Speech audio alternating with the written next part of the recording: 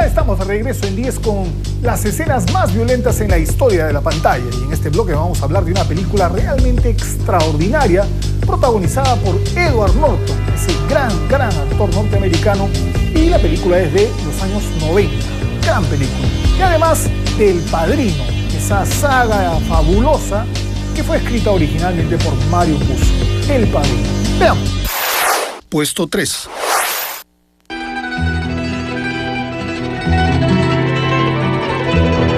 La más célebre de las películas de la mafia en la historia del cine fue, sin ningún lugar a dudas, El Padrino, realizada por Francis Ford Coppola en 1972 y basada en un famoso libro de Mario Puzo.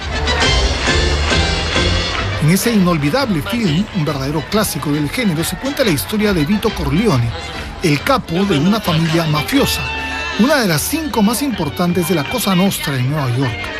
Corleone manejaba los intereses de una familia que debe enfrentarse permanentemente a otros clanes que, como el de él, desean tener el poder y la supremacía de la ciudad con poderosos vínculos policiales y políticos.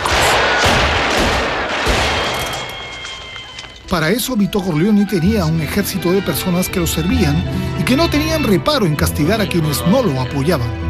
Por ejemplo, una de las escenas más violentas de la película es la del productor de cine Jack Woltz, interpretado por el actor John Marley, que se negó a darle un papel cinematográfico a uno de los ahijados de Don Vito. En una entrevista con el abogado de la familia, interpretado por Robert Duvall, el productor de cine lo rechaza porque aduce que ese joven ahijado del Padrino había perjudicado a una actriz en la que Woltz había invertido mucho para convertirla en estrella. Ella era hermosa, era joven, era inocente. Fue la mejor mujer que he poseído y las he tenido por todo el mundo.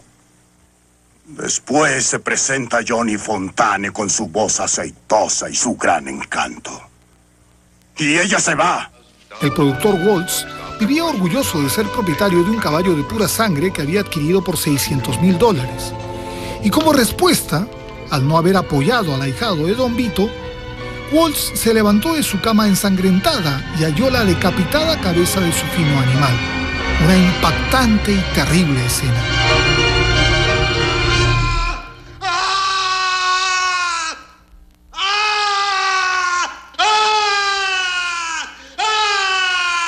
Sin embargo, entre muchos momentos violentos en el film, el más recordado es el del fiel sicario del Padrino llamado Luca Brasi, interpretado por el actor Lenny Montana. Luca Brasi recibe la orden del Padrino de ir a una entrevista donde Bruno Tattaglia, representante de una de las familias enemigas de los Corleone, para fingir que había renunciado a trabajar con el Padrino y ofrecerse como espía en favor de los Tattaglia. Pero este truco no surtió efecto porque los Tattaglia, previamente, ya se habían enterado de la treta.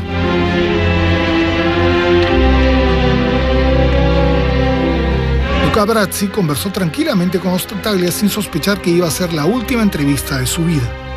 Cuando parecía que todo para él estaba arreglado, un cuchillazo en la mano y una cuerda asfixiando su cuello pondrían fin a su vida de sicario al servicio de la familia Corleone.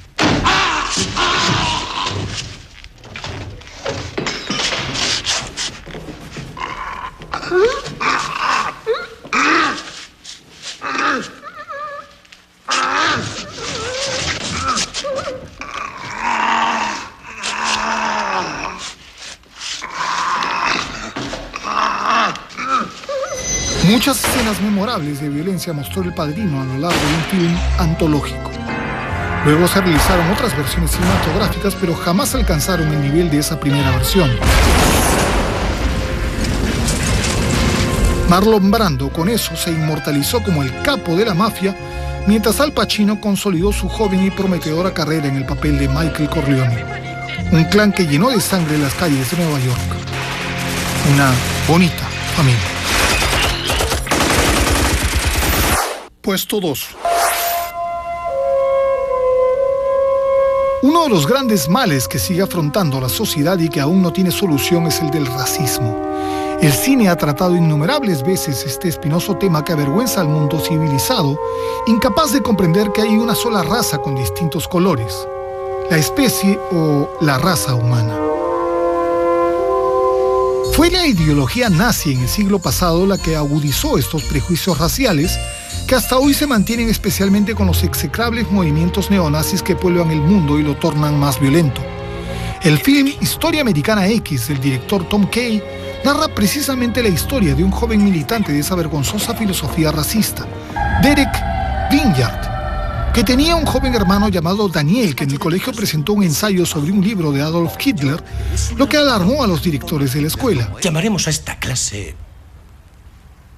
Historia Americana X. La película trata de explicar cuán equivocada y trastornada es la ideología neonazi y cómo puede convencer a un joven como Derek en volverlo un fanático y reflexivo hasta que cambie de aspecto físico, se rape la cabeza y mantenga una actitud agresiva contra las minorías étnicas.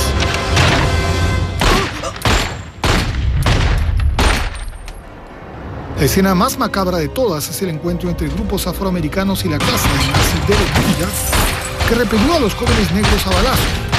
Uno de ellos cayó herido al borde de una acera y fue abandonado por sus compañeros.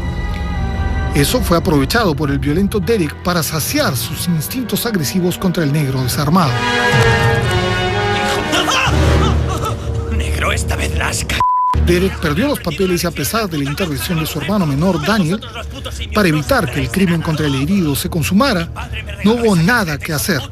Derek, el neonazi, reventó la cabeza del joven afroamericano sobre el pavimento. ¡Pon la boca en el bordillo!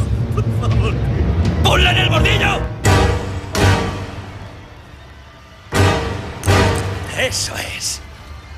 ¡Derek, no! ¡No! Y ahora despídete.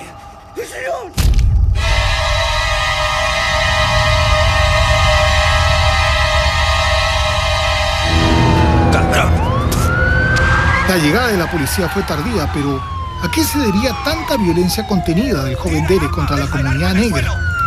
El guión da cuenta que una banda de afroamericanos le había robado una costosa camioneta y, lo que fue peor, el padre de Derek, que era bombero, murió en un incendio provocado por minorías.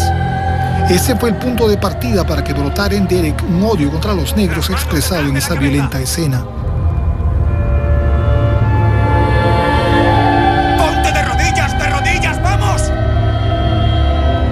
Historia Americana X planteó una revisión de los modelos racistas que pueblan el pasado de los Estados Unidos, donde las luchas de clases o raciales no cesan aún.